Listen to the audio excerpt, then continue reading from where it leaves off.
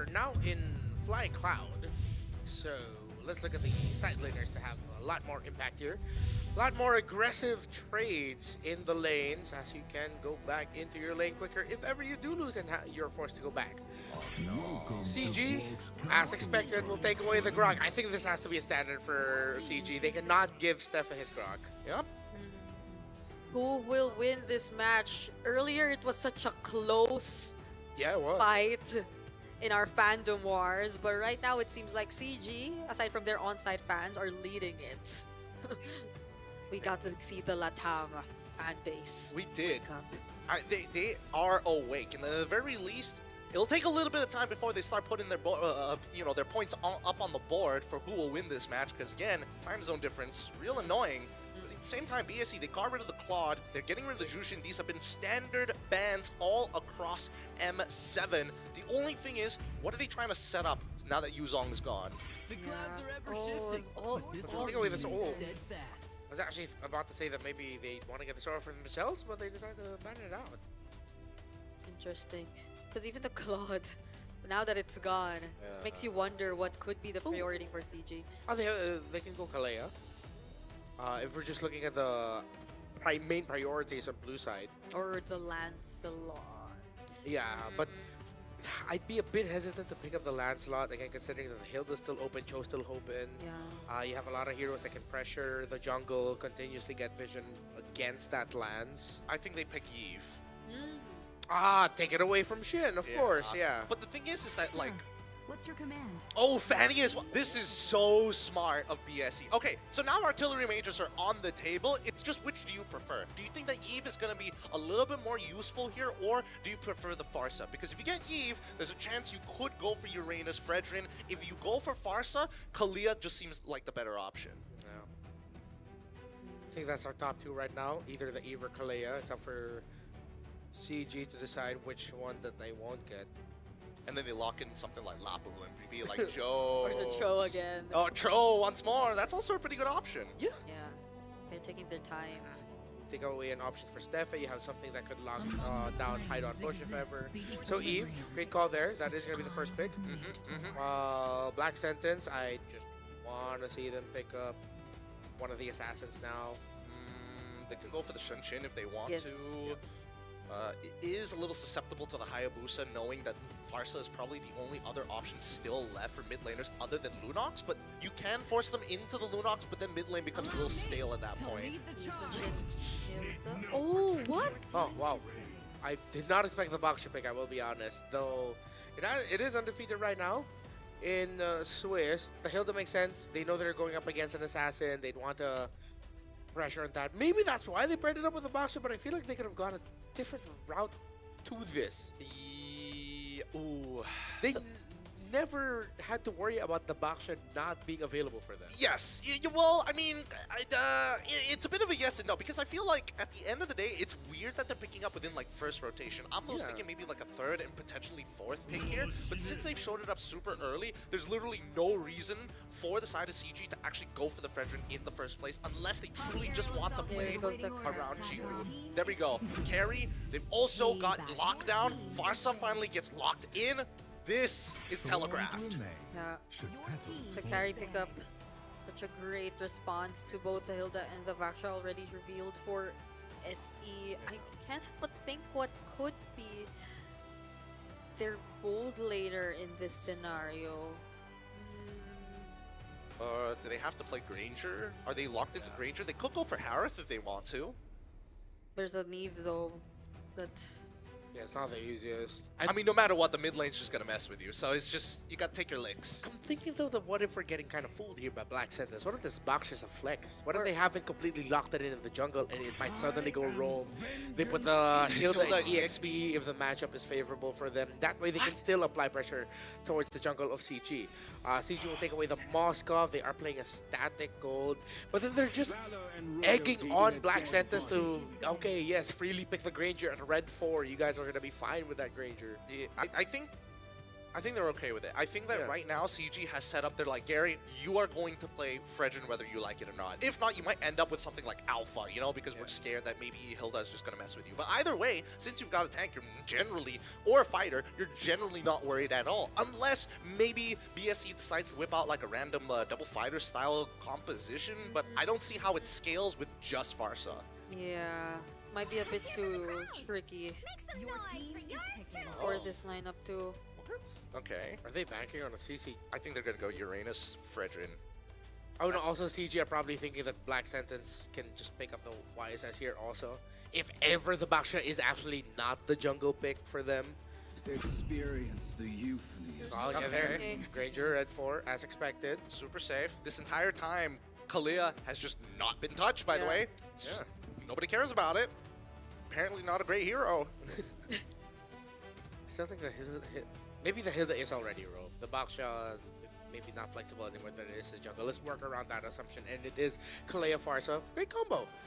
If we end up Uranus into Baxia, it's not the worst matchup possible for him. Maybe if you like mess up hard at level 1, but other than that, you should be able to kind of get in and out of these fights relatively easy at max stacks. You just never take the EXP crab. You just leave it there. Yeah, just the farm. Oh. Okay, glue works as well. Joy as an assassin makes a lot of sense. Still, plenty of, again, there were a lot of jungle options. Open, let's just pick your poison at this point. The glue is relatively interesting because I feel like as much as the Uranus probably would have been helpful, the Baxia is just too much of an issue. The little globlets, little tiny Patricks, are able to actually absorb the damage from Baxia. I love how we already assume that he's going to be using the Patrick skin. I mean, if you're not, you're trolling, right? It clearly gives you more power. Yeah, if the Patrick doesn't come up, I'm going to request for a pause myself. Like, wait, is this the bug? You're waving down the marshal. Stop the game! Where's the Patrick skin? That's not the right skin! Okay, we did get to see the Glue Arlot matchup yesterday, and it was more of a battle outside of the lane and became more of their effect when it came to the big major team fights, so they were all together. Baksha jungle getting shown early. This is a Black Sentence comfort, it feels like, something they are used to playing in LATAM. It's game number 1 of our second series, LATAM versus Malaysia. Black Sentence versus CG. I want to bring this vibe in this real quick first. Do you have a preferred lineup at the end of the draft? I have to say, after what happened yesterday, I might be siding a bit more, definitely with CG. Yeah, with the glue. Because it's gonna like help so much, and the amount of frontliners that are, see, there goes the Patrick skin, as confirmed. And the amount of frontliners here that are present for BSE. So there's a direct response, but we'll see about that. This is still a very fast rotating draft that Black Sentence has drafted, so maybe, just maybe, if they get the right tempo. I think that's what this game is going to be about, right? It's all about tempo. These smaller trades that we see in these fights. Oh God. Speaking of tempo, immediately looking for Chico in mid, and now look at how low Valence is. He's actually going to be first blood. Gary gets a trade on Hide on Bush though, so I guess it's worth it. Worth it for CG, not worth it for Black Sentence. They lose their CG, jungler so early. Well, I mean, I guess it depends, right? Because this has a lingering effect. Because Chico is now too low. He might lose some EXP here just because of that initial fight. Yeah, in a way, it's a utility jungler too that they took out. So I guess it isn't as bad for Black Sentence just yet. And it's nice to see how aggressive it is, but I mean, he's gotta stop. He's gotta stop. Are you not gonna go? Oh, Gary's there. Maybe that's why. So they get some assistance in terms of clearing the mid lane. I like how Chico's just playing it right at the edge, man. I swear, if there was another gang from like underneath the tower from Hide on Rush, that would have been frustrating. Of course, as Hide on Bush went down, he had to go back to his rotations. Pass out the F3 and Valence. Turtle will now spawn. And Hide on Bush, despite the early death, still willing to contest. Emblems are still standard as ever, as we see that a majority of members are hitting the level 4s. In terms of support, Steph a slight EXP advantage onto Valence. They're not going to have their big ults. And I think this is a pretty good example of when you should probably back away from the fight. Okay, A3 now trying to look for a target. Steffe though, he's finding Chico. Chico though, using the Cyclone Eye and laid down the real-world manipulation just in time. Picks up a double kill. Gary gets to run away. Steffe uses the flicker, but now he'll have to say goodbye as well. Yeah, 3. Can he take him down? Why? Gary helps him, but he gets taken down instead. What? He just needed to walk up, skill 1, walk backwards, save your dash in case he tries to close the distance. Because at the end of the day, all you want to do is just negate a bit of HP before the Wilderness Blessing. What? I tried. Not in the direction they wanted. Doom lives instead. Oh my, Valence. Doom, of course, not backing Purify. That's just Flicker, and he didn't even use it. Oh my goodness, Chico in mid! Mm-hmm. Early shut down by Steffe. Mm-hmm. Now you see the Black Sentence plan, right? They're trying to target Chico as much as they can, and they know that he can take this type of pressure. They know that Steffe can get onto him for free because Valence is looking on the opposite side. I'm not looking to try and peel just yet. I want big sets, and I want to make sure that Shin will never feel comfortable to actually feathered airstrike. At least Valence able to hold away for his boy, catches back up. Yeah, row mid trio. Focused rotations by both. Just a slight lead here for Steffe on the Hilda. Both did pack Encourage, but he did get 2 kills already. Skypiercer rush for Doom after building the Fury Hammer. Oh, they spot Valence here. Curse of the Crowd connects, and now Orochi dives in. Using the final slash as well. Gary finding the targets, and they will trade out Orochi for that. A roam for an EXP lane. Yep, very worth it, especially since Orochi had the flicker for it as well. So they know that this upcoming fight, Orochi's not going to be able to do too much and can't make a super play of his own to turn those tides. But they got to be careful because now Amzik is having to deal with a lot of pressure from the 3 members of Black Sentence as they look to position for this upcoming turtle. Great follow-up by Orochi. Hopefully we get to see more link-ups like that. Final slash, make it worth. Once again, Hide on Bush starting things up for Black Sentence. There's the Yo. counter real-world manipulation though, but Valence, before he even gets to complete the Way of the Dragon, gets bursted down. Hide on Bush now gone as well. Gary still finding Orochi, and Amzik joining the fight helps so much in terms of the damage that CG Esports is able to throw out. He takes down Jin, but Doom picks up a double. Okay, double. Very important for Black Sentence. They get 2 stacks for their Granger. Skypiercer built up before that. Hopefully they stop sending their jungler as the main frontliner slash roamer. But Chiku gets the purple buff last hit, taking it away from Hide on Bush. I know he's a utility jungler, but maybe stop sending him in front all the time. Honestly, considering they're winning out like a majority of these trades, let's find out! Oh, Gary still finds the objective. Final stack doesn't connect. Steffe was trying to run after him, but Chiku, he's just blocking the way. Look at that purple buff, Eve. Oh. Okay, all right. He's able to kind of just show the border here, and that's the most important part. As Orochi has already used his final slash, Amzik, again, trying to stay alive for as long as possible. He is the main win condition, as Chiku is now in a phenomenal position. Look, he's a full 900 gold against his opponent. He's 5-1 and 4 against Shin, and Shin only has completed a Lightning Truncheon. In terms of DPS output, Shin should be the one who's feeling overwhelming. However, this glowing wand is doing a lot of work. Steffe can't walk up comfortably. Orochi isn't going to be able to sustain as long as he would like to. Even Hide on Brush has to be a little careful. Every single time Black Sentence tried to go for Chiku. But now it's Chiku who's up there in terms of the leads. So that's potentially denying Black Sentence of their initial plan, so they might have to change things up a bit. Now Valence trying to look for Doom, once again lands the kick, but maybe not in the direction that they wanted. Gary fortunately was there though to finish off the kill. A bit of slows from the Void Crystal, but does Gary have a way out of this? He doesn't, as he's getting shut down by Hide on a Bush. All right, with all of that happening, CG Esports get to push up top as Amzik free to split push, but the reduction on the turret's still up, so he's gonna stop that. That was a great setup between Gary and Valence. I don't know if Gary messed up there. I don't know if his dash was still on cooldown or he tried to dash and then got hit by the rolling pin of Hide on Bush.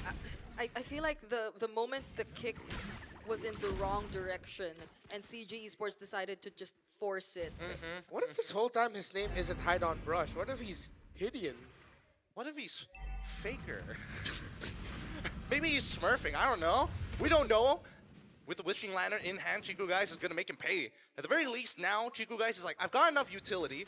Hide on Bush, he shouldn't be a problem, just give me some time. Same goes for Steffe, but let's play the poking game. Let me and Ye3 do some work. Oh, speaking of Ye3, Yeah, might actually find Hide on this. Bush here. Oh, Orochi still not using Final Slash, trying to get a bit more information before they actually try to go for a play. Now CG Esports pulls the objective towards their side. Yeah, and you can see that, like, Ye3, he's basically taking negative damage, right? He's pretty tanky. Oh, now Valence once again. He uses the Wave of Dragon on Hide on Bush. Was that the right target? Gary, though, gets the objective. And look at the amount of damage that's coming in from them. Onto the back lines. Ye3 successfully isolates Shin.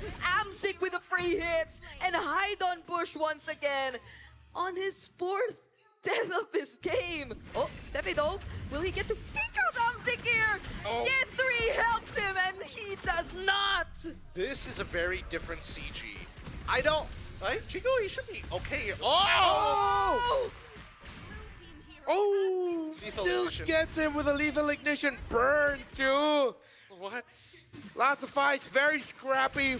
24 kills. As we're heading into the 9th minute of the game, folks. This has been one of the bloodier battles we've seen here at M7. Chico giving a huge shutdown over to Shin, though. I don't know if that was worth it, because now Shin is in a much better position now to actually scale back up into this game. And Ye3, let's see, does he have any MR? He's halfway there. Okay, still in the process of it. Yeah, but so far this glue has been way too tanky for Black Santas to really think about, which is messing up their team fight, because Shin and Doom can't team fight comfortably. They always just have Ye3 standing up on them, grabbing them with the ultimate, messing up their flow, that it just leaves Hide on Bush and Orochi, Hideon and Orochi to just now be at this. They're both 4 deaths apiece.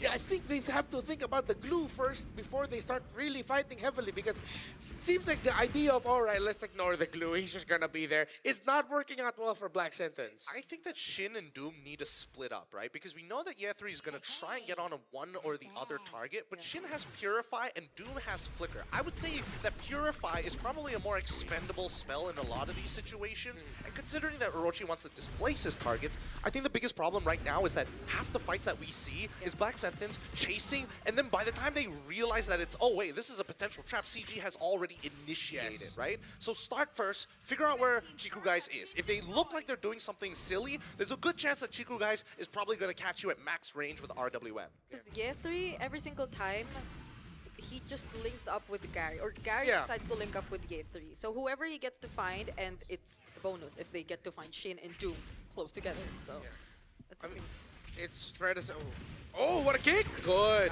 and they get to find Orochi, have the right amount of damage, and Gary once again onto the back lines. Still, somehow, Doom survives though, but that will then result into CG freely taking this Lord. Yep, they should be able to get this. Yeah. I don't want to jinx it, but looking that Doom is going to the top side of the map and Steffe is just hovering around, it should be a guaranteed secure. Chico has really set the tempo here for CG, 6-2 and 7. Yeah, once again, the link up. Black Santas has way too many divers and ultimates. Can Valence actually stop Doom from getting back? Oh! The last phase of the Jeet could though! Wait, but then might the get damage punished. from Doom is a bit too much. He gets to deny the recall though. But Hide on Bush and Shin are there to help. And even Ye3 was looking for a potential interception.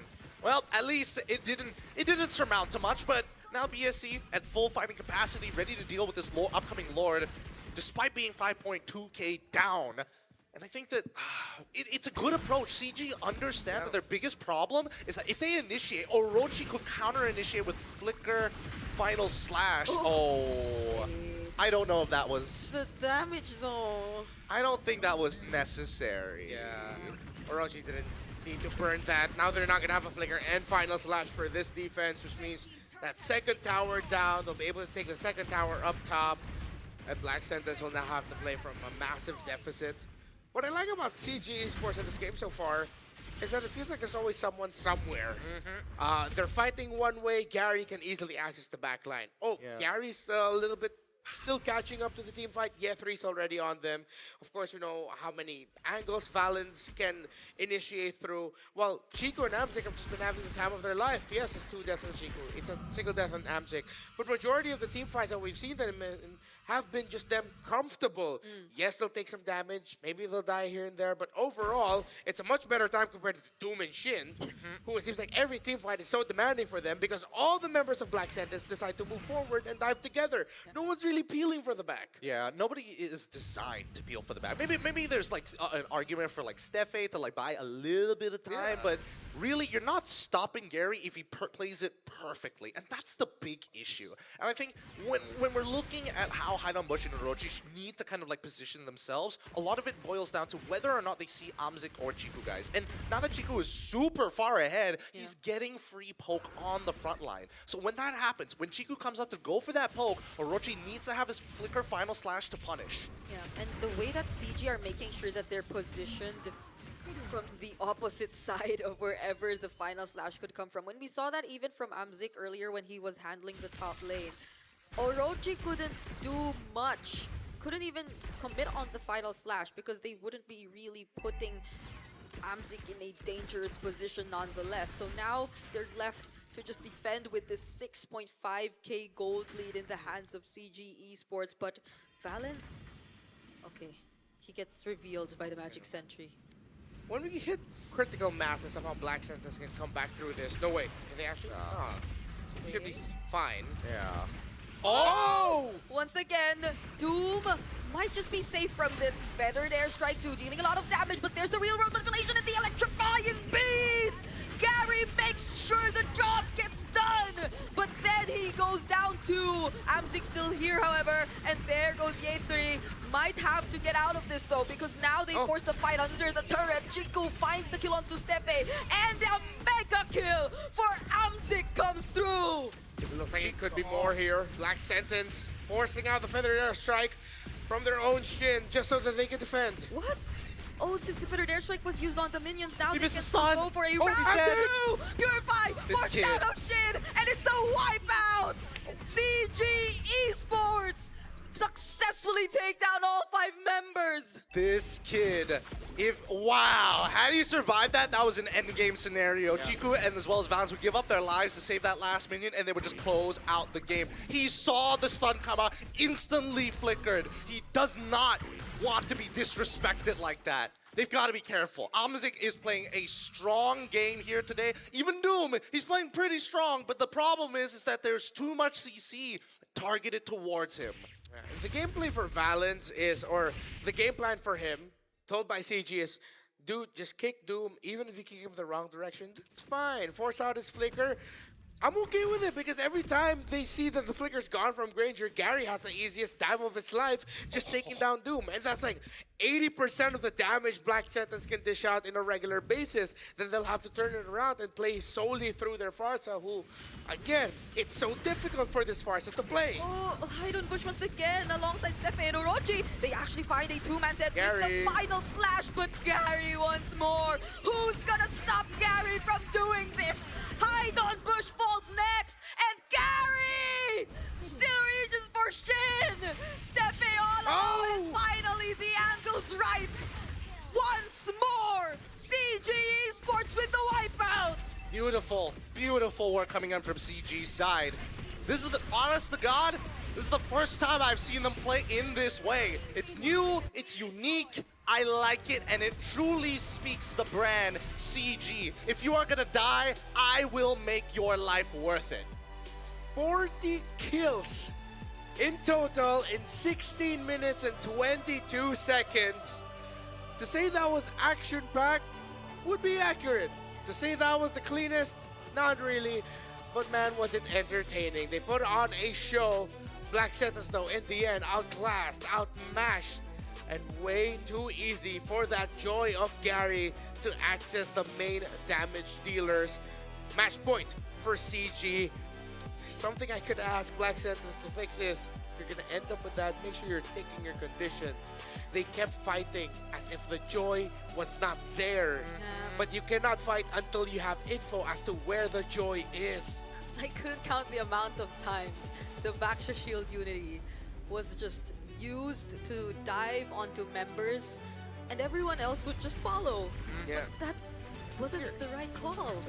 Just look at 90% of these fights. How do they always progress? It's always, I wait for Shin to do something, then I let loose, right? Because then you know the borders of exactly how far you need to be to really get some major value. And obviously we're looking at like the last few fights, but this similar scenario has happened at least 3 times. There has to be a lot fixed up here by Black Sentis in terms of their decision making. They could have made this draft work. The glue ultimately still would have been very problematic to deal with. But you saw it. They were able to fight it out. They were making CG struggle. They were being able to dance with them. But in the end, forgetting about the joy, not respecting how easy it is. For a joy to access the back line became their doom. No pun intended. It's just... Doom was also there. Yeah, it's a tough game. It's a tough game for BSC no matter what, right? Because again, they were looking for scenarios where they actually traded up. The most they got was traded evenly, or they were punching down, which is again a large reason why we saw the gold deficit end up the way that it was, right? It was a 6K deficit overall, but generally speaking, if they could have minimized the damage with the timings of their fights, they could probably negate it down to about 2 and get like, I don't know, at least 60% discount off the deficit. Yeah. Towards the end, it was even approaching 10K. That was like how many times did we see them? Twice. There was a 2-time wipeout throughout that entire game. And it's as if BSE did not learn their lesson from from the repeated approach that they did in the team fights. Yeah. It's not like they did something different. They didn't do anything different. It was the exact same procedure all over again for all the team fights that we saw. And by the time you realize it's not working, you should expect that something would change, but they didn't. Well, I think I think they'll understand why they made the mistakes when they VOD review, right? Because when we're talking about a line of sight or how much vision they actually have, I don't think Shin saw exactly where Chiku guys was actually sitting when the RWM happened. He was doing it in the bush halfway across the world, and 90% of the time, the rest of the team is trying to look. Even Steffe made a point to try and look for Chiku ahead of time, just to be like, where exactly is he? And then you don't have the final slash to counter engage, and then the resources start falling through. And of course, Gary, once he's scaled up, there's no counterplay. I'll give it to Black Sentis. They had a lot of pretty sick initiations. Like, oh, cool. Nice final slash, bro. Great bump with the shield unity. What crowd control ability do you have left, man? Here comes the joy. Here comes the rest of CG. You have nothing to deal with the glue anymore. Poor Shin, poor Doom. Which Shin and Doom positioned as well as anyone could in this game. But of course, Gary is going to have an easy time every time if all crowd control abilities were already used and there's nothing to lock down this joy. Your lineup already doesn't have the hard target lockdown other than the Hilda. No. Can't blame Steffe. He'd want to be able to use it to start things off for punish. He went 5-5-4. That's an impressive stat line. But Haidut, Bush, and Orochi could have timed their crowd control much better. Yeah, but even if they didn't want to use the Hilda to look for engages, right? We're so used to seeing the Hildas just being the guy looking or going from behind, but I think this is your time. Yeah, no, I think you guys have great points, because at the end of the day, it's about the way that you manage the fights. As we see these fights continue to progress time and time again, right, a lot of it comes down to, can we actually get access to the back line? And Ye3 shows right here that he became an invincible wall of meat. Let's pause this for a moment, right? In the middle of this fight, as you can see, a lot of the members here, and especially where Chiku Guy's position is on this side, it's clear that he wants the RWM, but he doesn't let the RWM loose whenever he feels like it, right? He's particularly looking for a target. A lot of it comes down to where exactly is Shin, where exactly is Doom. And 90% of the time, they know that this tri-brush is going to be the most important area that they want to actually contest for. But they don't want to face check it. They gotta let their opponents come in first. Why? Orochi is their biggest stopper. If Orochi has ult, they are nervous to walk in. If they clump up too close together, they will die. And as soon as it happens, the RWM pops in the nick of time, and he's always outside of the range of the feathered airstrike. Now, this is one attempt. This is, well, technically the second attempt of the RWMs. This is the third. Once again, he's getting blasted down, but there's not enough shots on him. We're going to see another RWM almost immediately after this as well. These fights are predetermined by these ults. And the most important part is whether or not Shin is in range. If he's out of range, you eliminate one huge possibility. If you don't have their ults, that means Yetri and Joy can just walk in for free. Which is why Amzik, no stun, I kill you. Simple as that. How many times have we seen this happen? There's another That's final four. flash that they did though. Or that's the fourth real world. A lot of these highlights look very similar. Yes, you see? It's the same formula being reproduced and given to the public in mass quantities. Gotta change things up. Black Sentence. Yeah, they... Gotta change up your timings a little bit. Yeah. Just gotta get those views up real quick. Yeah. Why was I punching my...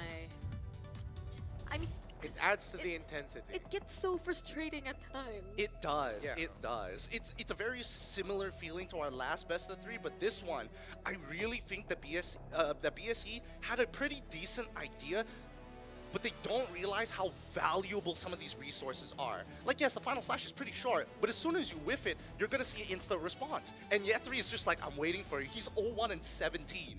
Yeah, I wonder how things would have been if CG were the ones to be to start the fight, or like how could have BSE utilized their resources to turn things around? Maybe even just when Shin, or during that point in the game where Shin got the shutdowns or got a bit more gold and was able to catch up, because all the initiations started from BSE, and it's not like all these initiations were on point or on to the right targets. So it immediately resulted to wasted resources. Like, there's no other way to put it. I think the few adjustments that they could have made is probably towards understanding why Chiku wanted to go for this Yeeve pick, right? I think this Yeeve would have worked phenomenally if Shin had access to it, considering what their lineup is all about. As much as they want to have that quote-unquote burst, the peel is a lot more valuable when you are playing against like a tank style, and more so to deny it from your opponent, because now Haidon Bush isn't afraid of a Wishing Lantern anymore. So much control on the side of CG.